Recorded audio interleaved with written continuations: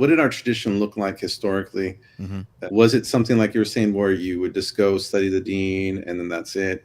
Or was there like a trade school that they would go through? Like what Mm-hmm. exactly did it actually look like? Yeah. Can it be something that you can integrate? Like, so with like a college, you're kind of putting life on pause Yeah. and you're just going to go do that. And then after you finish that school, your school must be something that you can transfer, go into like a graduate program, go to medical school, go get a job, right? Mm-hmm. So that, here, that's our path. Now, how did that look in the Muslim world? Well, in the Muslim world, you had these halaqat where you would go and study. Mm. And it was something in which the path of becoming a scholar was open.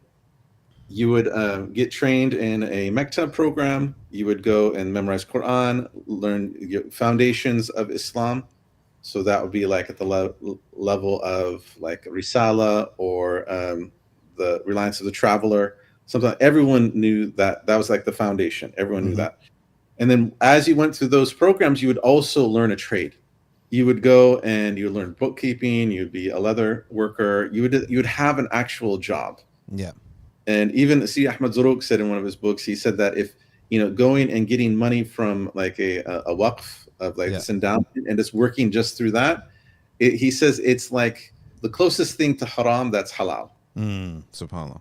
Like it's allowable, but it's not your, it's not the best way to do things. And in Yeah. Mauritania, that they would have like an actual job. Like the shuyukh weren't just sitting there; they had livestock. They were Mm-hmm. shepherds, would sell their livestock to people. Yeah. And then in Syria, they would have these halaqats that you would go and study, like major works in the morning. They would have throughout the day. They would have these set of halaqats right after Fajr, right after Asr, right after Maghrib. And if you just went to those halaqat, you become a sheikh, like Sheikh Samar Nas. You had him Mm-hmm. on a while back.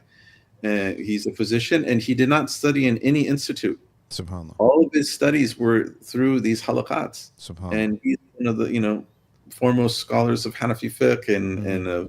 and all the sciences. He knows. I've had a conversation with him about Maliki fiqh, and he knows as much as I've been studying my whole life Maliki fiqh, and he Subhanallah. knows Khalil inside and out. And he didn't study in any of these university programs or institutes. He studied in these traditional halaqats. This is the true kind of dynamism of Islam, is having these halaqats where we study mutun. Then we've kind of transitioned into like this kind of we've packaged teaching the deen as like a commodity, Mm. like it's a product that can be bought and sold. So Mm. you have all this advertising around it, you have this kind of this packaging, and then you kind of sell a particular course. Yep. The whole purpose of it is just to kind of catch the eye. And you would see like some of these institutes, it looks like you're like on a Netflix, you're going scanning through Netflix. Oh, I want to go to Mm. this class right here. It's like you're watching an episode of whatever. So if one were to go through that type of studies, you could spend your whole life going through those classes and you'll never become a teacher. Whereas the traditional halakha system is that you begin your seeking of knowledge, studying traditional texts, and then you get to a level in which you know your fundamentals that everyone should know, your fard ayn, and then if you want to just get a job, you can go do that. But you have the fundamentals where you can still go to the halaqat and still Yeah. become like a sheikh.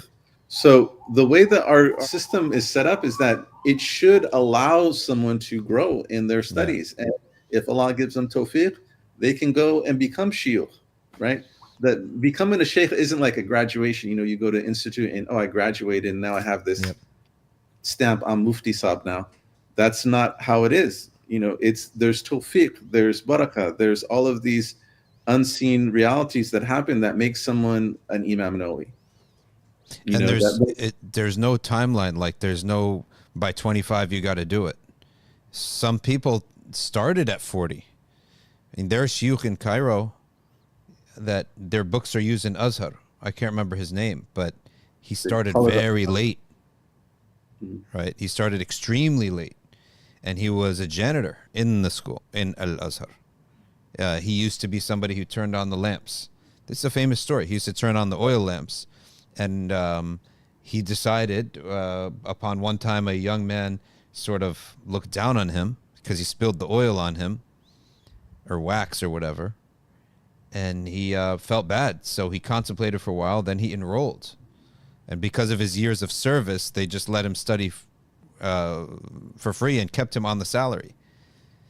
Well, he studied 10 years. And then by that time, he was in his 60s. So he hadn't even started. At 40, he had not even started. SubhanAllah. And his book is used in Azhar. If you ask around, people can find you. He has a grammar book that's used as a textbook in Azhar, or at least was. Yeah. Yeah, all of his books, this is Shaykh Khalid al-Azhari. All of his grammar books are. So you're familiar with the story? Day. Yeah. It's okay, like you said, a very famous story. So he has a commentary on Ajrumiyya. He has a commentary on some books of poetry. He has a commentary on Ibn Hisham's Awdah Masalik, and an advanced text in grammar. It's like one of the final texts you would study. He has a commentary on that, and so there's numerous scholars like this. And if you read the Ta'lim al-Ta'allam, the instructions for the student, he has a whole section where he goes over scholars that started in their 20s, in their 30s, in their 40s, in their 50s. There's one, I think he was like in his 60s. Or how old was he? He was like 50 or 60, and he studied for like 20 years or 30 years. And then he went and he gave ifta for another 30 years. So it was, and he lived until he was teaching and into his hundreds. Right? So I always teach the students who I see they have like some himma to them, that the run of the mill and the no theater, no flashiness classes, that is the way of Allah and His Messenger. That's the spiritual way. That is what Allah loves, and that's the way of prophets, and that's the way of the greats and the awliya. There is a theater version of Islam that has to do with followers, influence, stages, blah, blah, blah. That may have its role in da'wah, maybe.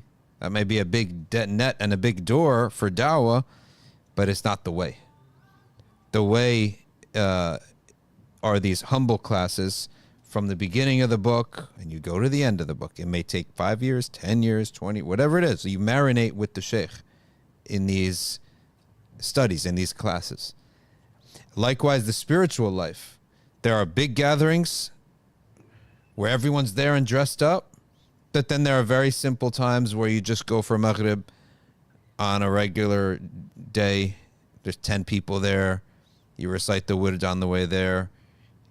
You do some tasbih on the way back. And that 30 minutes is probably better for you than a lot of these flashy gatherings.